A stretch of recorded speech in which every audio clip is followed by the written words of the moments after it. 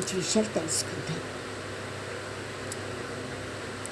కార్తీక మాసంలో సంబంధించిన నియమాలు: ఉల్లిపాయ, వెల్లుల్లిపాయ, మాంసాహారం అస్సలు తినకూడదు అని శాస్త్రంలోనే రాశారు.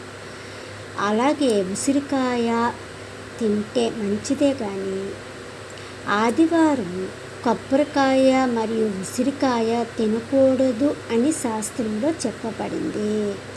కార్తీక మాసం ప్రదోష వేళలో పొరపాటున కూడా పడుకోవద్దు. పరమేశ్వరుడు ప్రథమ సంచరిస్తూ ఉంటాడనమాట. అర్థమైందా? కార్తీక మాసంలో శివుడు, విష్ణువు ఇద్దరిని ప్రీతికరమైన మాసం కనుక ఇద్దరిని మనం పూజించాలి. అర్థమైందా? ఇంకా మీరు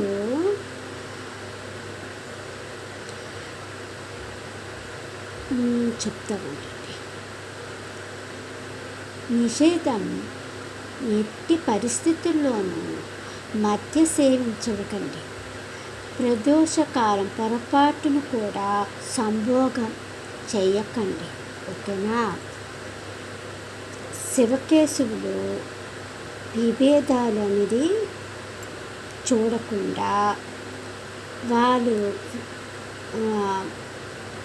ఈ కార్తీక మాసంలో శివుణ్ణి, విష్ణువుకి ఇద్దరిని పూజించాలి. ఓకేనా? మరిన్ని మంచి విషయాలు మరొక వీడియోలో తెలుసుకుందాం.